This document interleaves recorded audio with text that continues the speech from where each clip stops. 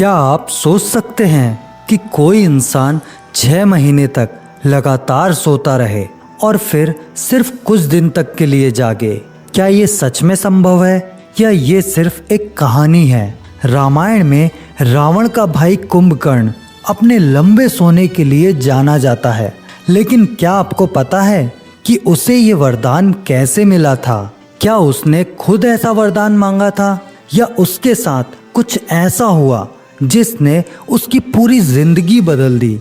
आज हम जानेंगे कुंभकर्ण की नींद का असली रहस्य और अंत में आपको पता चलेगा कि ये वरदान था या एक श्राप। कुंभकर्ण रावण का छोटा भाई, एक विशालकाय योद्धा जिसकी शक्ति का कोई मुकाबला नहीं था, लेकिन वो सिर्फ बलशाली ही नहीं था बल्कि बुद्धिमान भी था। बहुत कम लोग जानते हैं कि कुंभकर्ण ने कई बार रावण को समझाने की कोशिश की थी कि वो गलत रास्ते पर जा रहा है, लेकिन उसकी एक खासियत उसे बाकी सभी से अलग बनाती थी और वो थी उसकी नींद। कथा के अनुसार रावण, कुंभकर्ण और विभीषण तीनों ने भगवान ब्रह्मा की कठोर तपस्या की।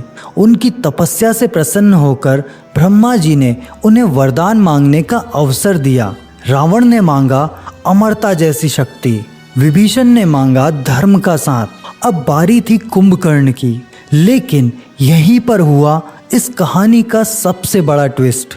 कहा जाता है देवताओं को डर था कि अगर कुंभकर्ण ने कोई शक्तिशाली वरदान मांग लिया तो उसे कोई नहीं हरा पाएगा। तब देवताओं ने देवी सरस्वती से प्रार्थना की। जब कुंभकर्ण वरदान मांगने लगा तो सरस्वती जी उसकी जिह्वा पर बैठ गई और जो वो कहना चाहता था वो बदल गया।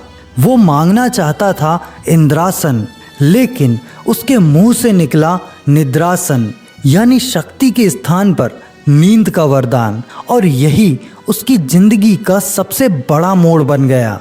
जब ब्रह्मा जी ने उसे ये वरदान दे दिया तो कुंभकर्ण को समझ आया कि उससे क्या गलती हो गई। वो परेशान हो गया। तब ब्रह्मा जी ने कहा कि ये वरदान अब वापस नहीं लिया